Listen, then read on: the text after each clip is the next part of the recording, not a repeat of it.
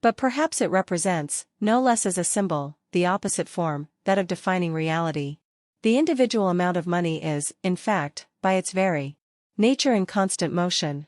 But this is only because its value relates to the individual objects of value, just as the general law relates to the concrete conditions in which it realizes itself. If the law, which itself stands above all motions, nonetheless represents the form and basis of all motions, then the abstract value of wealth that is not subdivided into individual values and that is represented by money is, as it were, the soul and purpose of economic activities. As a tangible item, money is the most ephemeral thing in the external practical world, yet in its content it is the most stable, since it stands as the point of indifference and balance between all other phenomena in the world. The ideal purpose of money, as well as of the law, is to be a measure of things without being measured itself, a purpose that can be realized fully only by an endless development. Money expresses the relationship that exists between economic goods. Money itself remains stable with reference to the changes in relationships, as does a numerical proportion which reflects the relationship between many and changing objects, and as does the formula of the law of gravity with reference to material masses and their infinitely varying motion.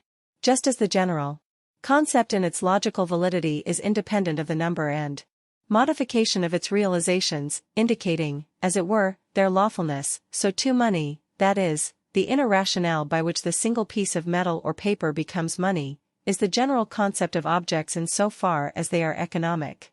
They do not need to be economic, but if they wish to be, they can do so only by adjusting to the law of valuation that is embodied in money. The observation that this one institution participates equally in the two basic forms of reality may explain the relationship of these two forms. Their significance is actually a relative one, that is, each finds its logical and psychological possibility for interpreting the world in the other. Only because reality is in constant motion is there any sense in asserting its opposite, the ideal system of eternally valid lawfulness.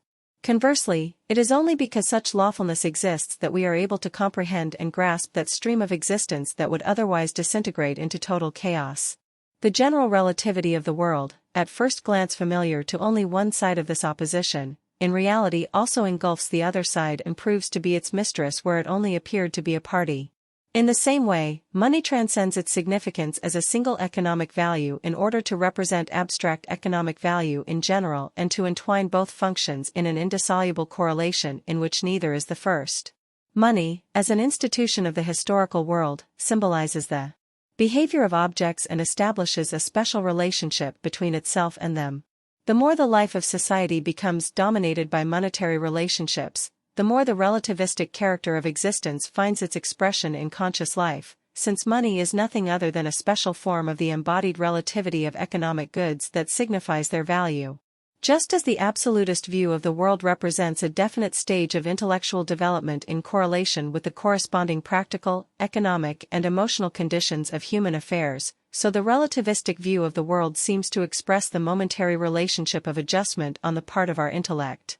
More accurate, it is confirmed by the opposing images of social and subjective life, in which money has found its real effective embodiment and the reflected symbol of its forms and movements.